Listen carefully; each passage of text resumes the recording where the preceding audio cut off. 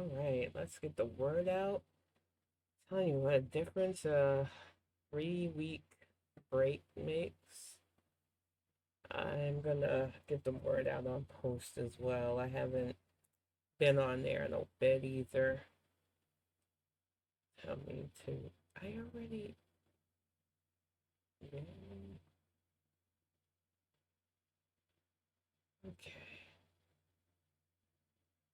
It's been a bit since I've been on the socials. I'm not gonna front. It has been a needed break for me though. I lost a friend a few weeks back and it hit me harder than I like to admit. It was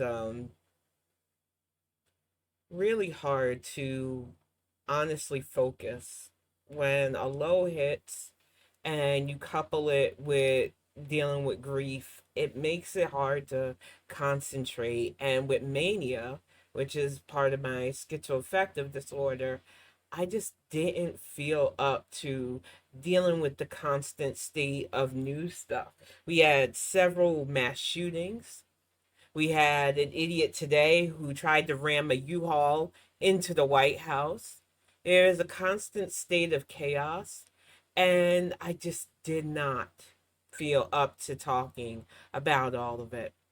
And on top of it, you still have ongoing polarizing news things like what happened in New York with Jordan Neely's murder and his murderer giving press conferences talking about, oh, it's laughable me being considered a white supremacist. And it's like, look, I don't care where you think your ideologies lie. The moment you, as a trained Marine, couldn't de escalate a situation with a shouting homeless person without putting your hands on them and without it resulting in their death, you became whatever people want to think of you. You're a murderer. And the fact that we're even having the fight for justice for Jordan Neely is the problem with our country, along with so many other issues. But the fact that people are raising millions of dollars for this man who literally is on tape murdering Jordan Neely. Like, I've called this picture American Murder in 4K, and I'm not going to stop saying it.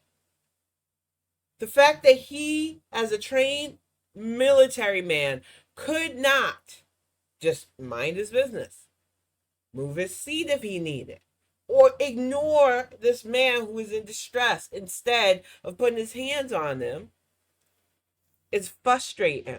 And everybody wants, well, he was saying that he doesn't care anymore. You know, he's hungry, he's thirsty, he doesn't care, and he's having a clear mental health crisis. Instead of minding his business, this man decided to be judge, jury, and executioner. And last I checked, that's not legal.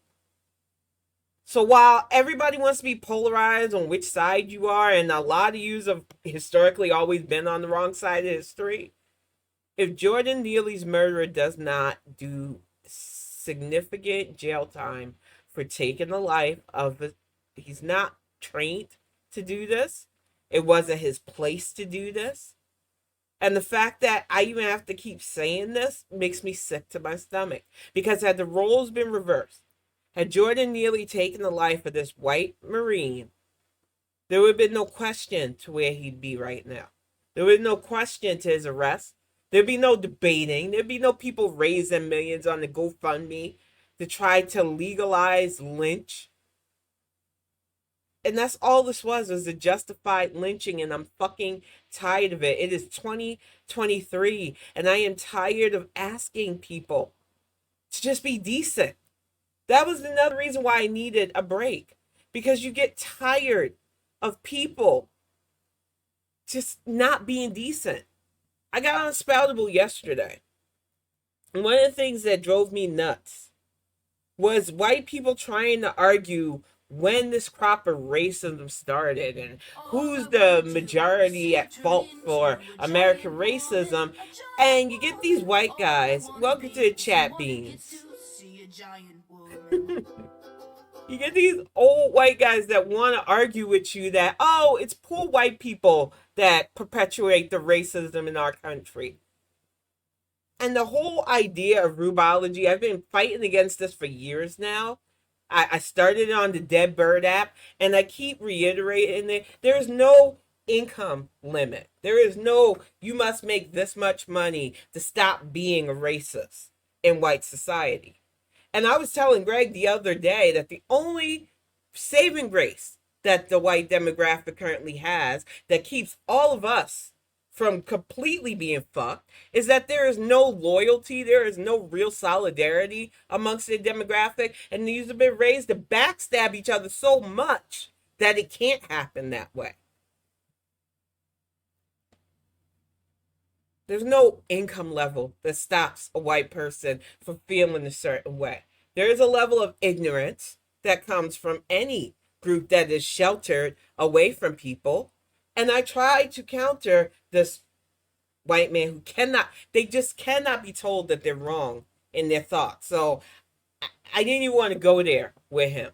I said to him to even save both of our sanities that you are trying to dismiss people's lived experience versus your anecdotal thing of, well, white kids that go to college are at least likely to be racist. And I'm like, in academia especially, there's a high level of racism and misogyny, especially amongst college goers.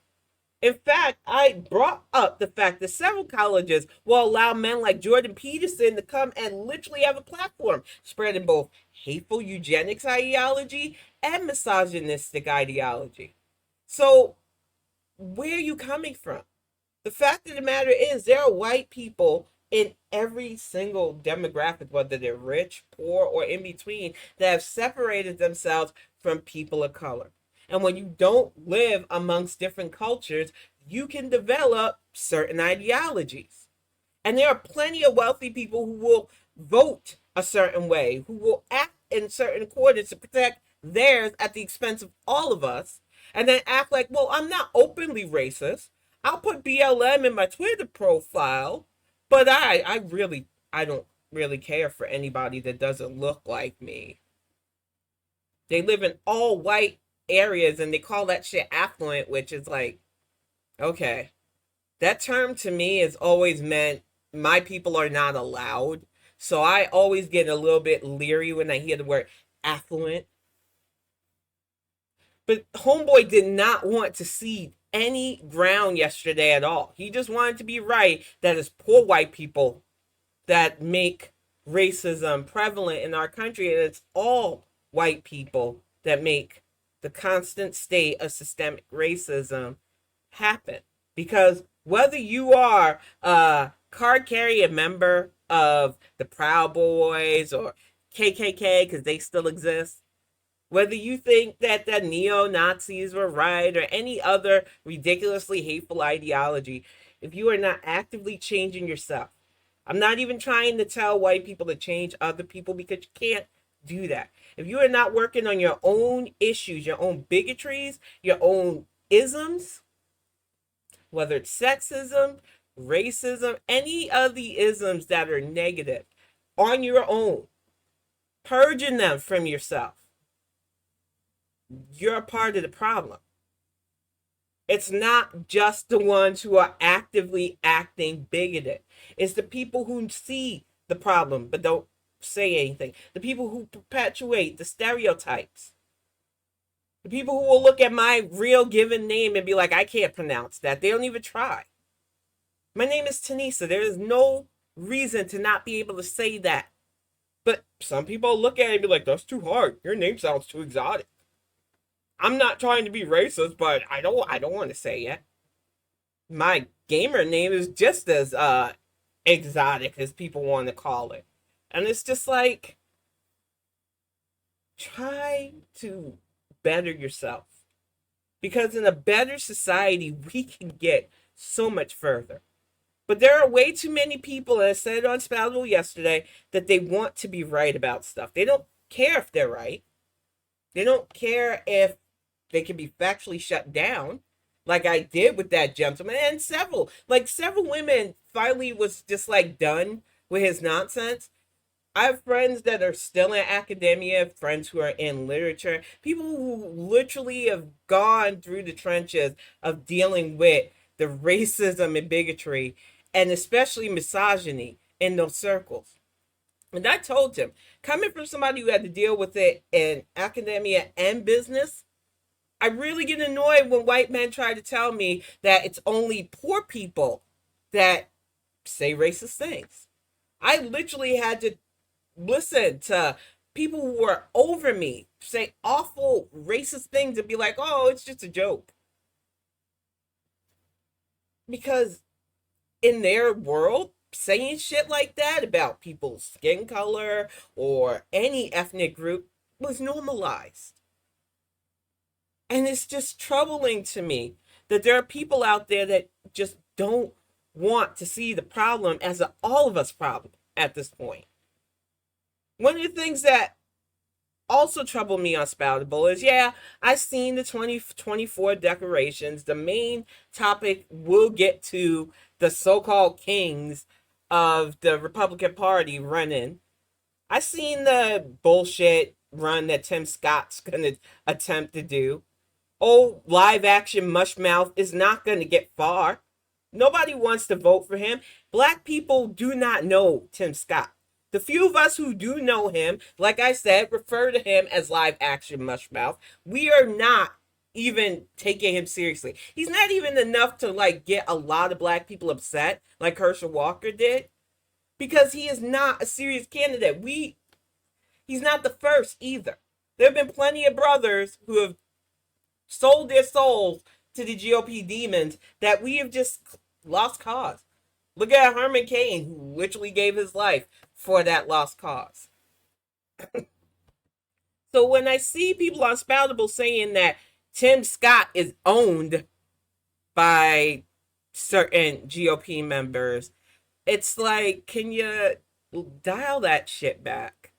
I know what you're trying to do. It's not funny. And it's always white people that do that shit. And then they try to act like, well, I wasn't trying to be offensive by saying that. But why did you have to say it like that? You could have said, hey, Tim Scott has dirty dealings with people. Plenty in the GOP do. Clarence Thomas is going through it because one of his buddies just got revealed buying his mama a house. We have got way too many people on our Supreme Court that have way too many questionable gifts being given to them and their families. That is an ethics thing that we need to be taken care of. But when you have somebody like Tim Scott, who is notoriously supposedly black, running for president next year under the GOP banner, I know that there are going to be some white people that think this is my way of being openly awful because nobody likes Tim Scott, and I'm going to shut you down. I don't have to like Tim Scott. I don't have to pay him any dust. His candidacy is going to be a joke because he is going to be sandwiched in between the gruesome twosome that I'm about to bring up in a few seconds. So he doesn't have a snowball's chance in hell of even getting out of their primaries. You don't have to lean into calling him a slave or anything stupid to attack Tim Scott. Matter of fact, just remembering who he is more than he deserves, honestly. He is forgettable. Honestly speaking, when I was trying to remember who he was, I kept seeing Mushmouth. And I was like, that's how I'm going to refer to him from now on. I am not going to pay him any more attention than that. And then you have the news that Musk, who is supposedly leaving Twitter, which I'm still not coming back.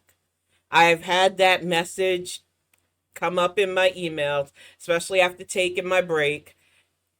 Honestly, even in my grief, I stayed the fuck away from Twitter. I just can't. I'm not interested. I see the emails, I get the little updates, I see some users still post. More power to you. I'm done. And I know that Def Santis has decided to utilize Twitter to make his bid for president known.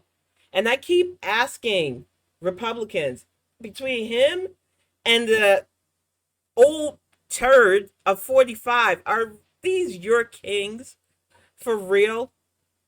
These guys who legitimately just want to turn America into their weird pseudo Christo-fascist land where they attack people on their supposed ideology, but claim that they're about freedom. How is it freedom when you're literally banning books? How is it freedom when you're banning people's identity? How is it freedom when you are literally hemorrhaging both doctors and teachers because they don't want to teach in a state where it could be illegal for them, where they could get arrested for owning certain books and literature? Where showing certain movies could get them in trouble? I lived in Florida from the year 1995 to the year 2005. 10 years of my life. And it was not 10 years wasted, even though it wasn't always good time. I went through some stuff, but a lot of that was my own doing, who I was associating with. The state itself wasn't a bad life. I learned to open my eyes to experiencing stuff with people. That's why I took offense to that old white man trying to say it's only poor white people. Because I lived in one of the most ruralest parts of Orlando, Florida. Old Winter Garden Road had a landlord that pretty much tolerated our relationship and made it known that he tolerated our relationship even though we weren't asking. Had his son who would pick me up from work in a fucking, like, the biggest monster truck I had ever seen in my life. Now, I am 5'3", and I got to 5'3" as an adult. So I was way shorter even back then. I remember my ex's boss coming to pick me up one night from work, and my boss, being the old white guy, not wanting to let me go because he was afraid that it was something shady. Because rednecks normally don't go picking up young black girls from work. That's how crazy my life was back in the day in Florida. But these people, when I say them, the neighbors across the way, were so sweet and did not treat me like I was anything but a friend and neighbor. And that is when I started to get the idea of let people show you who they are. And as a sociopath, especially, because I say that a lot of people go, well, you're a sociopath. How do you understand? I understand that I would rather deal with people who are upfront with who they are than anybody who will smile in my face, try to tell me they're my ally, and then show me through their actions that they're anything but. Even people who are bluntly ignorant to me are more palatable because I know I can ignore them. I don't have to fuck with that person. But if they're ignorant like my old landlord was, to the point where it was like, I don't really like your kind, but I like your money, I could deal with those types too. Because after a while, you started to realize they're good tenants.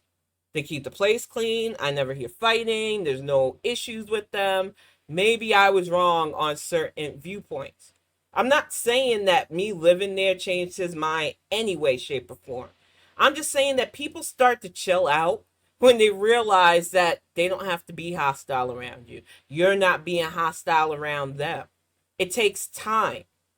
And it's not always 100%. The last few years have done damage, especially to a lot of older white people. They've been inundated by Fox News teaching them to fear and obey and the hate.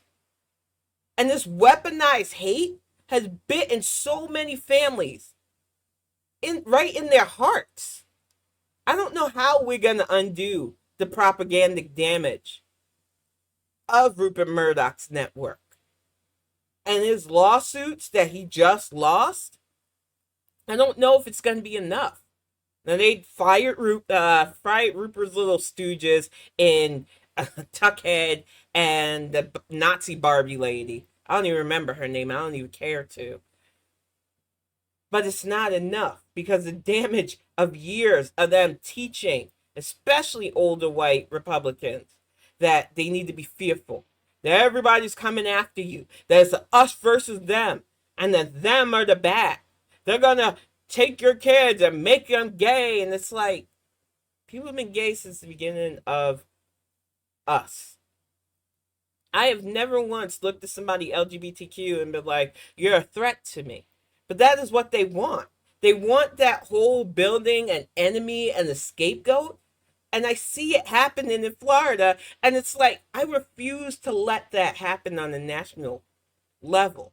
It's bad enough that it's happening on a state level. But this is all the right has at this point now. Hate is all they got.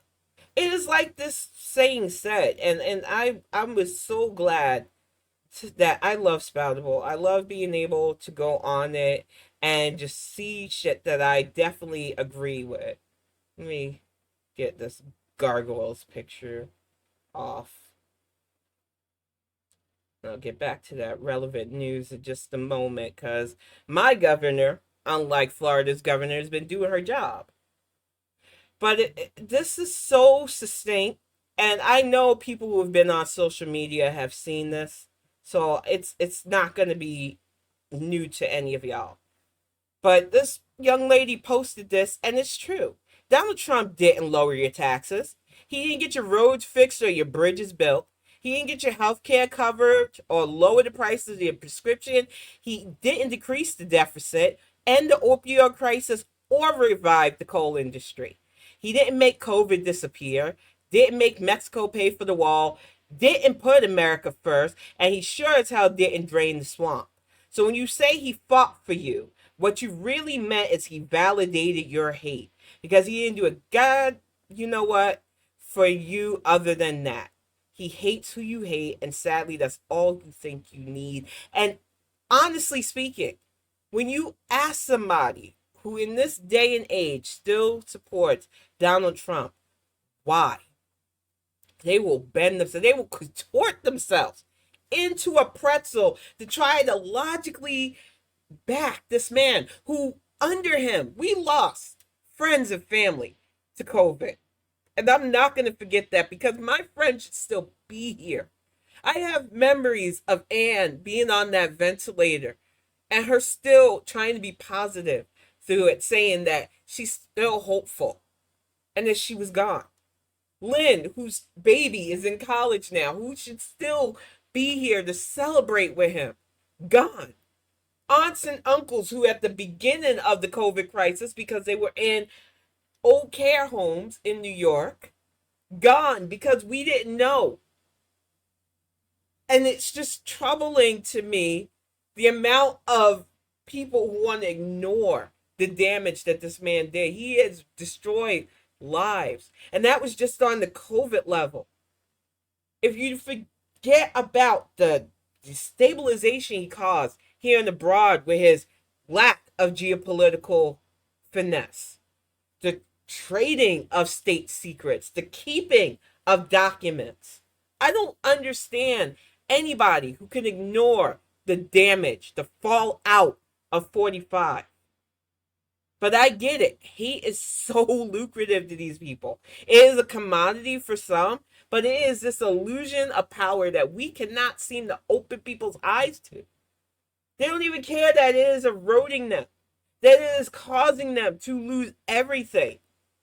And then you got people at Spoutable going, well, we shouldn't shame people because shaming don't work. Yes, the fuck it does. It's the one thing that I learned from observing white culture. There's not many things that affect white people as much as being excluded from something. As much as feeling that they are the odd person out from the group. And I mean that. The only way for them to understand the consequences of this stuff is for them to lose that currency. And that currency is their reputation. So if you see somebody being awful or ignorant, you call it out, you let it be known, and then you don't associate with them. Once they start realizing I'm a pariah, they either have to open their eyes or find other pariahs. And as I have explained early on in this cast, their society is structurally set up. Their weird caste system is set up to where other pariahs will stab you right in the back and not even think about it. So it really does not behoove them. That's why they whine about cancel culture, because they know they do not want to be viewed as bad by everybody. And that's the problem with some white people. They want to be everybody's best friend, but they don't want to really be a friend. They don't want to truly be down for stuff unless they absolutely have to be. And a lot of them don't personally get invested in anything that is community or civic minded or anything beyond themselves unless they feel personally threatened or affected. And we have to stop allowing that. This whole idea that, oh, well, they didn't know it, they're allowed not to. And it's frustrating to me because so many of them do know better. They know right from wrong. They don't care. They get big platforms and they say, well, I don't want an echo chamber. So I just allow anybody to rip raw. And I'm going to rip somebody for making an apology video for past slurs that they learned as they matured and got older isn't okay. One of the things about me is I like who I like. I tend to vibe with people who are the way they are no matter what. They don't change who they are because they're who they are. I tend to gravitate, even on YouTube, to people who are just their real self. I prefer authentic people. And there are way too many fake ass people on YouTube, way too many actors or wannabe actors. So when I follow somebody, it is because I enjoy their personality, even if it's over the top, even if it's deadly monotone, even if it's sometimes exaggerated. But there is a problem with certain white creators excusing certain things like slurs and saying, well, I don't think their place was coming from a racist thing. And it's like, that's not your place to say. I get it. There might be something you are on tape doing or saying. That's why I'm fan with a grain of salt when it comes to certain demographics. Because you never know when you're going to find out that somebody you like, somebody you thought was cool, isn't. And I also realized that in the last few years, it is not my place to speak for other cultures and how they feel. One of my favorite YouTubers is Jenna Marbles. I still watch her boyfriend, Julian Solomita. I feel like he is a delight. He is one of the few people on YouTube that I legitimately get a shine in my eyes when I see new notifications from him. He's just positive and silly and real, and it's fun to watch. But I felt the same about Jenna. But a few years back, like a lot of dipshits in 2020, I think 2012 and stuff, back in the big Shane Dawson era of YouTube, did a lot of stupid skits that were racist. And Jenna made the mistake of doing a racist skit against Asian people. I don't think, personally, having my background, that Jenna was going out her way to say harmful, hateful things on purpose. I don't think she's a harmful, hateful person. But she realized the impact that her skits had on the community. She realized that it wasn't okay. And for her mental health, she decided, I'm not going to be on YouTube anymore. I'm not going to do this. And I supported that. I didn't want to see somebody who I enjoyed watching on a weekly basis peace out. But I also realized that she realized the impact that those sketches had on people, and she felt honest remorse. It was one of the few YouTube apologies that didn't make me cringe or want to turn away, and I actually felt bad because you could tell that she actually had empathy for the things that she did and felt genuinely sorry for the harm that her words caused. Now, I don't know much about iDubbbz. This is like I said, I'm older. YouTube was always like sometimes for me back in the day, and I'm on it a little bit more now. So I wasn't there during his content cop years. I'm sure I missed out on grade A material. Apparently, back then, he said his edgy white boy hipster bullshit, including supposedly the N word, which anybody who knows me knows I don't like that word. My son, when he was 7, got called that word, and I tried to beat the person who said it to death. I don't give a fuck. Don't use that slur around me. It ain't cool. You ain't down. I don't need it. But apparently, Moist Critical, who I am a huge fan of, most people know, I'm not only subscribed to Charlie's streams, I watch a lot of his YouTube videos. I love him. I love Matt, Danny, all of them normally. I had to make a comment on one of Charlie's videos after he decided to weigh in, which is his right. He has his right, just like I'm using my right with these Bonnet Chronicles to state his opinion on why iDubbbz didn't need to do this apology. He didn't feel like his past self was being racist. It's just edgy humor. And then he came back with a follow up after he got a lot of pushback, especially from people like me, saying, well, you didn't understand what I was saying about this. I'm not saying that he didn't have to apologize. And it was like, exactly what you said. But even if we wanted to get past the semantics of it, I am legitimately, as a person who has been targeted by hateful, harmful people based on my skin tone, my color, the way my name is, every stupid, ignorant thing. I am tired of people who are normally the demographic that perpetuates that, standing up for people who have utilized such slurs. Even if iDubbbz wasn't coming from a place of hate, which I honestly don't believe he was. I don't think he's like a card carrying bigot or fascist or whatnot. I don't know him well enough to say that. All I know is that if you feel that it's hip or edgy or that it's comedic to say a slur, I'm probably not going to kick it with you. I don't understand why people can't be decent. As a matter of fact, it feels like I'm being defiantly decent in this day and age, and it doesn't make sense. It doesn't hurt to not be a dickhead to people you don't know and maybe get to know people. But you would rather use your platform, your voice, your millions of subscribers to say things like, well, I don't want an echo chamber. Well, let me tell you something. If your chamber is full of people saying harmful, hateful things just to be edgy, that's not a chamber I want to be a part of either. It's not an echo chamber, people. And I hate when people use that term. Even if you agree on a lot of things with your friends, you're not going to agree on everything because you're not the same people. But I think it should be said that anybody I consider, even an acquaintance, should agree that you don't treat people like garbage because they're from a different ethnicity than you, they are a different gender identity than you, or they're a different sexual orientation than you. It doesn't take much to mind your fucking business and take care of your own hearth and home either. But too many people, they really do feel a dopamine hit by being bigots.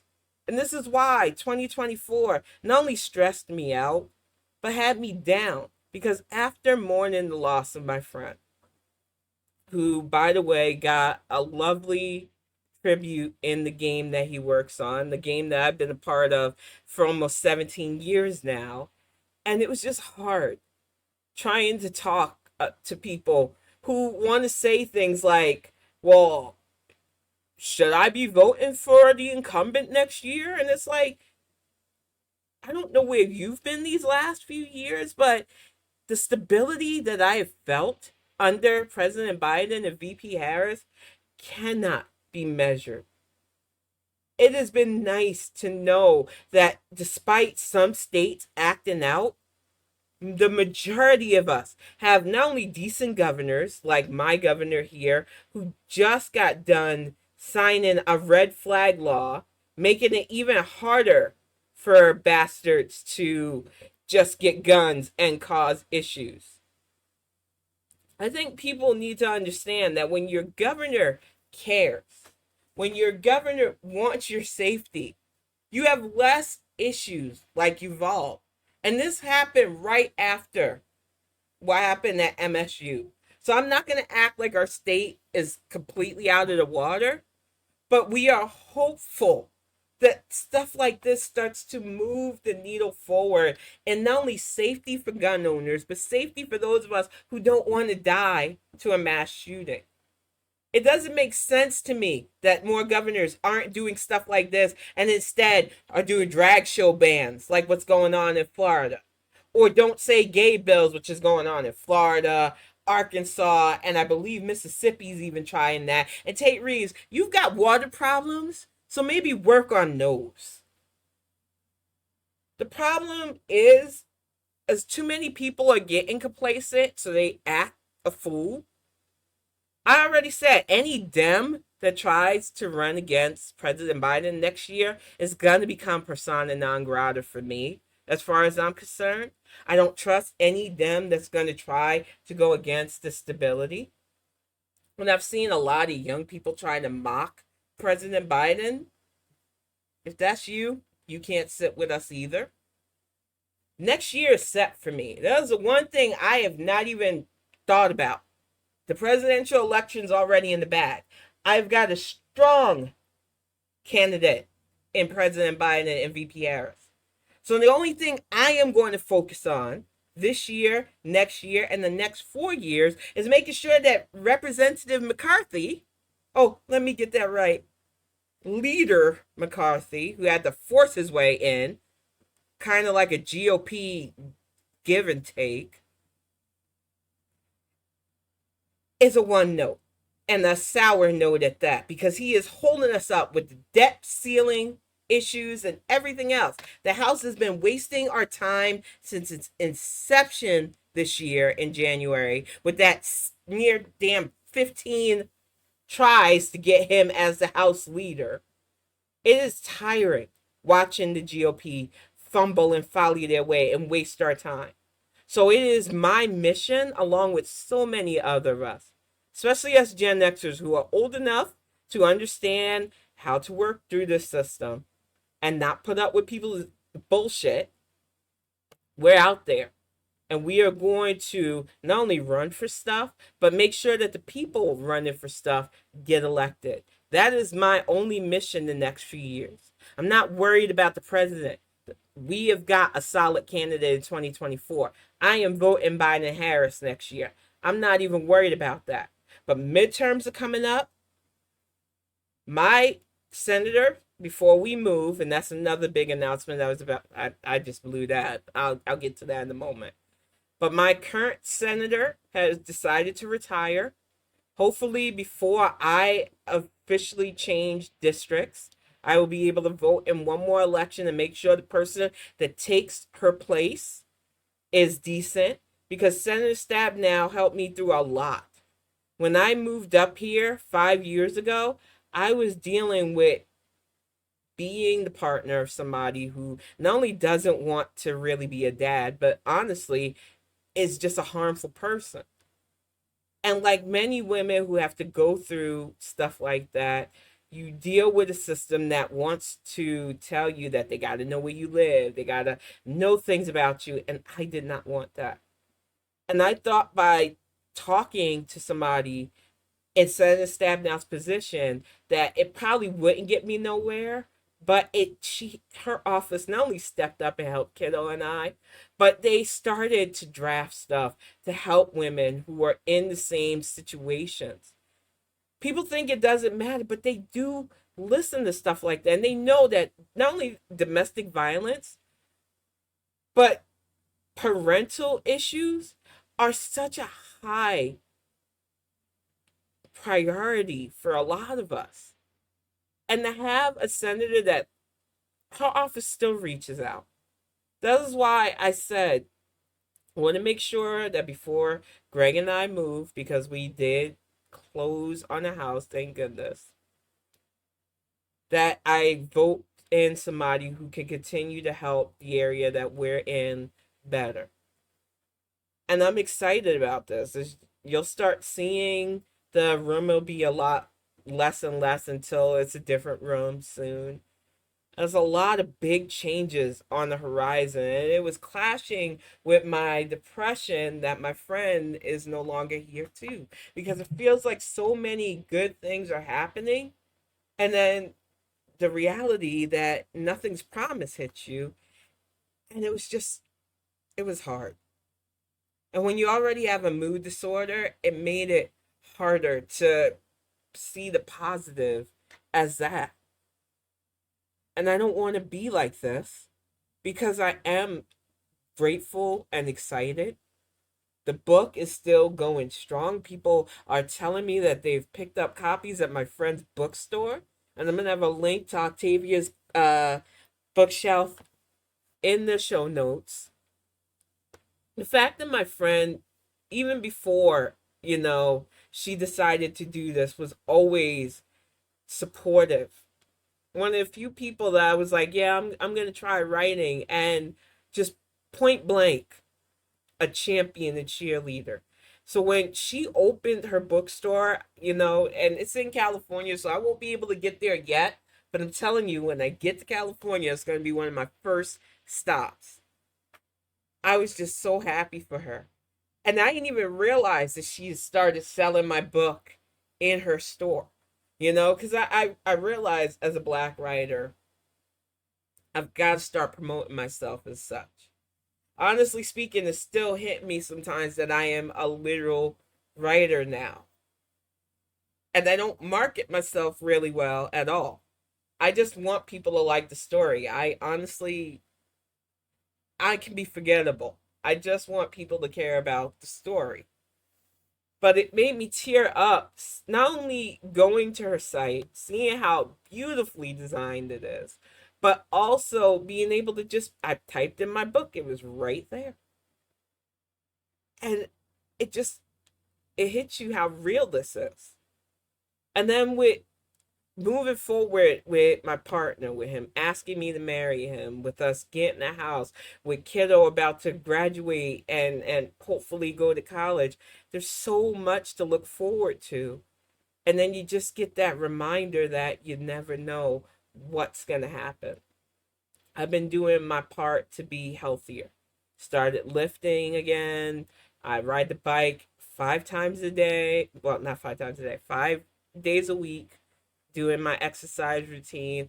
And I felt the results. That's why when I had that fall 2 months ago, it didn't break me.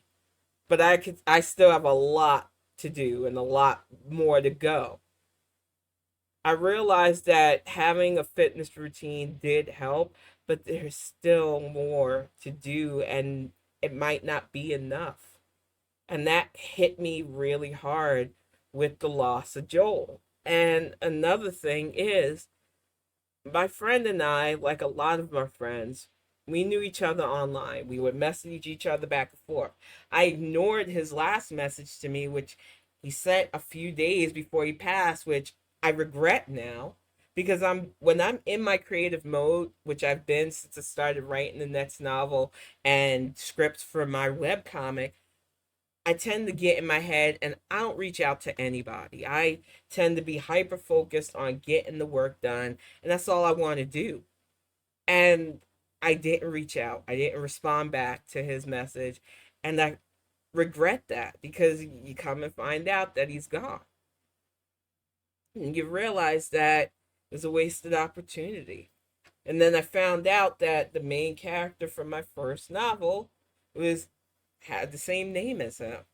And that was by accident. Honestly speaking, I am really bad with names. I tell people that all the time. Unless I have to know, my brain just does not retain that a lot. So when I found that out, it just made me burst out crying more.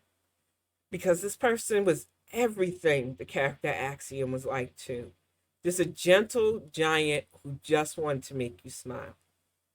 Like barbecuing, like making people just feel good around them. And even though a lot of our interactions was based on the game and business, especially when I did promotions, they were always nice. They didn't treat you like somebody that they could get anything out of. We talked about things like home life and just ideas for both the game and meetups. And it just hits you when somebody that sweet is gone. So I know I have to get better with not only not sealing myself away, which I did. I have no excuse. 3 weeks away from this because I needed time to recharge, and I needed time to get my mind right. Because when death hits, it really does send me into a mental tailspin. It is really hard to not think about death constantly after that. It is really hard to not feel like mortality is a fucking piece of crap, too. So I just needed time away. I needed time to collect my thoughts, and I needed to not be inundated with the constant stuff. Like I said, I seen that mass shooting in Texas yet again. And I seen how people wanted to blame the people who really tried to depose Greg Abbott from his little shitty wannabe kingdom. I don't blame the Texas Dems for his squeaking by. I blame a society that still allows certain people to believe that their way is the right way, that allows their hatred to be given a platform by saying, we don't want an echo chamber, that allows this ignorance that holds us all back. Because at this point, hate is just a roadblock for all of us. It does not elevate anybody. It gives a false sense of superiority, but it erodes your soul. It does no good. But yet you can't convince the people that have been indoctrinated in it for years. One of the things I joked about Greg with the other day, because I noticed amongst my friends especially that anti-government sentiment is taught to white people almost early on. When black people, we were taught early on that whoever's representing, you need to know because that could be life or death. I wish more people would understand that that indoctrination is only going to lead to your demise. We were watching The Big Bang Theory recently. I don't know why. Greg loves the show. We decided to marathon from where I fell off, which I think was right beyond the last season. I don't know. And I was reminded that even though it was a parody of academia, how it felt going to school with people who said things like affirmative action because they thought they were being cute and funny. The rampant disrespect of people whose names seemed exotic and just awful shit people will say, even though they're supposed to be intellectual. I don't understand why that was humorous. I don't understand why the goalposts would be shifted.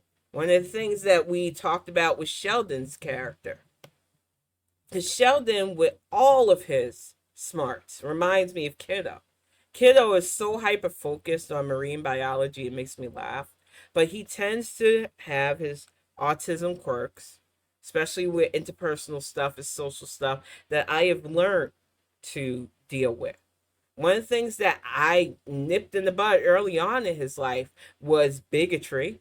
Because living in the South, especially, he tried to pick up some of the stuff that people were putting down. And I made sure, nope, we aren't doing that in our household. Just because a kid hears something doesn't mean it has to be how they feel. And a lot of kids with autism will repeat some of the stuff they hear. So I tried to give the character Sheldon the benefit of the doubt that way. Oh, he's from East Texas. Oh, this and that. But he is a smart enough character to understand how illogical hate and bigotry is, yet to be edgy and funny, they still had him say both misogynistic and pretty much bigoted things. And it's just like, this is why I got annoyed with comedy and must see TV. Between shows that completely whitewash my hometown, like Boston and New York, two areas that are very diverse, but if you watch shows like Cheers and Friends, you wouldn't know it, to sci-fi, which I broke into because I was tired of only seeing us as side characters or aliens. It took till Deep Space Nine for us to actually start seeing actual black people in leadership roles. And I know that the series has gotten a lot better, but it took until this time. And it wasn't like the series wasn't breaking boundaries back in the day. Star Trek is the whole reason I got into sci-fi. Lieutenant Uhura was everything I wanted to be as a little girl. Accepted, smart, able to communicate in all different languages. It was something that really opened my eyes to we have to have a set place in the future. We just needed to have a place in the future. Because even the big budget sci-fis back when I was a kid only had one. It was like a Highlander thing. And I just wanted to start to write from a perspective of people who are not only into both science and spiritualism, but to make it known that we're not going to disappear just because in certain people's versions of the future we don't exist. And they always write protagonists that look and think like them but can't see what the rest of us look and think and feel like. We're out here. And I want more stories where people like us not only feel seen but feel heard, where our cultural knowledge and especially spiritualism in regards to science fiction is respected. And I realized I could just complain about the current crop of stuff, or I can make my own voice heard. And that's what I decided to do. But it isn't easy because there is times being raised in this country, being the age I am, where I get in my head and go, well, who the heck do you think you are? Nobody's going to listen to you. Nobody's going to care. And that's when it pushes against the sociopathic part of my brain. It's like, I don't care. I'm going to do this whether people like it or not. I don't care. This is what I want to do. This is what I'm going to do. And that is how the last few weeks, especially, have been. Now, I can't make the announcement that the next novel's ready because it's not. I was hoping to surprise people by my birthday next month with another book, but I realized I don't want to rush this second book. I have so many big ideas for it. A lot of my friends who have touched me over the years are going to be hopefully smiling when I'm done with this book because a lot of yous have influenced either characters or scientific theory ideas that I have, different technological features that I might name after people. I really hope that you enjoy it, but I am looking forward to the future. I don't know how much longer I have. I'm pretty sure my friend thought he was going to grow old. Like I said, we were hoping to plan a cross state barbecue jam because a lot of us like barbecue, a lot of us play DDO, and I might in the future see if people are still down for that, but it's not going to be the same without him. It's just not. And it's hard because I feel like he was young enough to still be here. But it starts to weigh on my mind that that's not a factor. We don't know. And that's why, as long as I am here, I'm just going to do me. And I think when you have that attitude, when you have that focus, things just line up the way you need them to. So I'm hopeful that if that's where you're at, that things continue to go the way you need them to, the way you want them to. I hope that in the future we continue to have stability because there are far too many people trying to distract and pull you away from common sense. I'm hoping more people start to understand that we don't have to be in everybody's face. We don't have to fight every battle. We just have to be better people. The fight in the supposed culture war isn't going to be in people's face. That leads to not only death for some of us, because some of these yahoos are armed and ignorant, but it can also emotionally destroy us. Our best bet is to be decent and to raise decent human beings. because that is the only way we are going to grip our society back from the death grip that hate constantly has on us.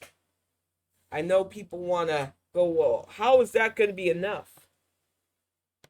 You realize that if enough of us stop indulging hateful ideology, even if it's in small ways, we can change the tides of our society. We start understanding that even if we don't personally understand it, if it's not us, that we can still allow grown people to make their own decisions, families to decide what's best for their children. We cannot ban books because we're afraid that the truth might hurt our identities. And like that one TikTok that I was going to feature, and I'll have to find that video later, this young man made it so succinct. White people don't even understand that they're just a construct at this point. There's no such thing as white. There's a bunch of different ethnicities that lack melanin. And even amongst them, some of you would be surprised at how your acceptance in being white wasn't always a given. Some of you fuckers that'll say stuff like the M word thinking you're edgy and stuff when your whiteness was questionable. So instead of holding on to hate, instead of holding on to supposed supremacy, let it go, be defiantly decent, and let's move forward towards stability.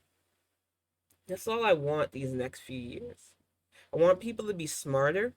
I want you to be more informed. I want y'all to leave Black women alone for a bit because a lot of us are tired. We can't be your woke whisperers. You're asking us pretty much, it's common sense not to vote against the incumbent.